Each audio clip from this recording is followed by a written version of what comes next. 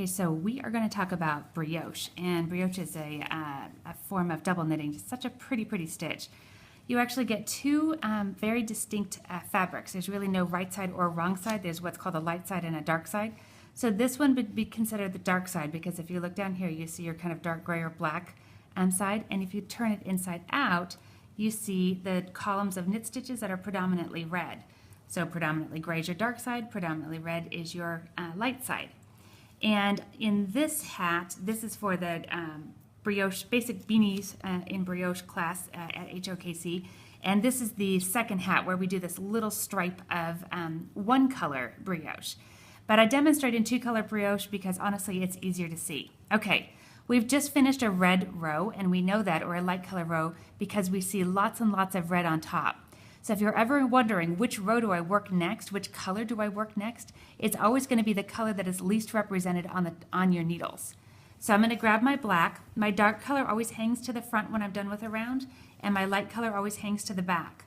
I'm going to grab my black, and I'm just going to start working this. If I see a stitch that has a buddy, that's going to be a brioche knit stitch or a bark stitch. So I'm going to come in and I'm going to work that stitch. If I see a stitch that is all by itself, we never work a stitch that's by itself, it gets a buddy. So I'm going to bring my yarn forward, I'm going to slip that stitch, and I'm going to yarn over. Then I'm going to knit the two that are together because they want to be together, and that's my brioche knit stitch.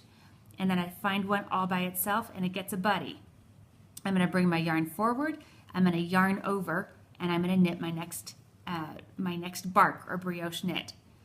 I see one all by itself, it gets a buddy. I see them paired, they stay together. I see one all by itself, it gets a buddy. I see the two together, and they get to stay together. So again, this is called a yarn forward, slip one, and knit or bark your next stitch.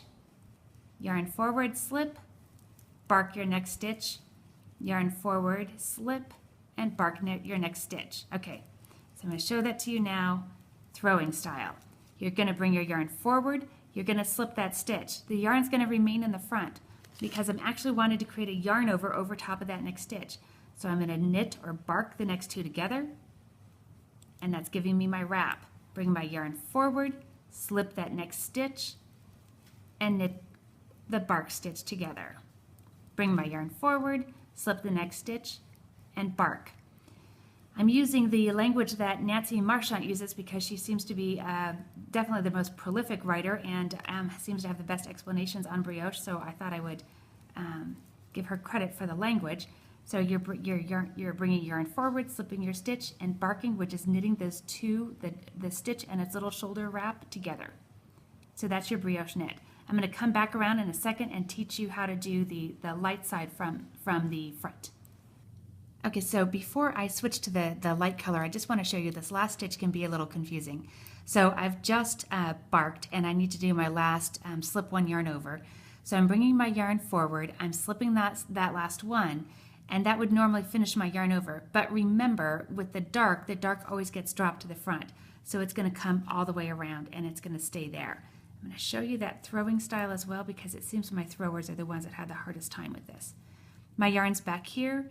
I'm going to bring my yarn forward, I'm going to slip that stitch, and I'm going to bring that yarn all the way around so it can just hang to the front of my work. And then I'm going to grab my red yarn that's hanging to the back, or my light color that's hanging to the back, slip my marker, and now I'm working essentially the round a second time. So the first time I worked my dark color and I made my little knit stitches, my column here, and I went ahead and just wrapped all these purl stitches. What that does is it allows me to hide that yarn over or that wrap. It allows me to hide it when I work this stitch as a purl stitch. So let me show you what that looks like. So first and foremost, I'm now going to bring my yarn forward. I'm going to slip that next stitch, and I'm yarning all the way around until my yarn is in the front because I'm going to BRP or burp those next two stitches like that. And by doing it that way, see how the black gets tucked in up there? And so when you look at the column of knit stitches that are on the light side, you really can't see the black behind it. You just see this really cool woven stitch that's right next to it. All right, let me show you this again. Again, yarn forward, slip the stitch, and you're yarning all the way around to the front to where you're ready to purl your next stitch. You're going to slip that single stitch because we never work the single stitches. We're yarning over all the way to the front and we're purling that next stitch. And we're slipping the single stitch because we never work a single stitch. It always gets slipped. Yarning over and we burp the purl and its yarn over together. I'm going to show you that now. Throwing, yarn comes forward. I slip that stitch, my yarn comes all the way to the front of the work, so I'm ready to work a burp stitch. I never work my single stitch, right? So I'm going to slip it, wrap all the way around it. I'm going to work then my brioche purl together. Because if I see a single stitch, I slip it and I give it a buddy. And if I see my two stitches together, I work them together. And if I see a single stitch, I give it a buddy, and you just have to make sure you are coming all the way around and ready to purl the next one. And when I see the double stitch, I keep them together with either a BRP when you know you're working this side. Okay, so that should help you get going on that. Okay, so just one last point, and we're still on our light color, and we're down to that very last stitch. So I am going to slip, of course, slip this last one and yarn over, and then I'm just going to work that last burp stitch together, and I'm going to drop my yarn to the back, and my dark yarn is still going to be up in the front, and that's what's crossing it. If you don't drop your dark to the front every time and your light to the back, then you'll get this bleed of stitches through here that makes it no longer a reversible pattern. So let me show you that again one more time in throwing, because again, this is the stuff that seems to get people a little bit confused, is at the very end.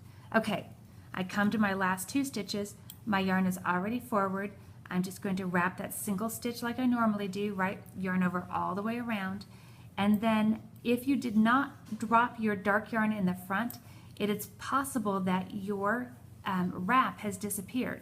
So you have to fish to the back side and find it and put it up. But if your little wrap is there, if your yarn over is there, you're just going to work that BRP stitch or burp stitch together. You're going to drop your light color to the back. You're going to grab your dark color and be ready to work your next round with your dark color. And that's all there is to it. It's easy peasy lemon squeezy.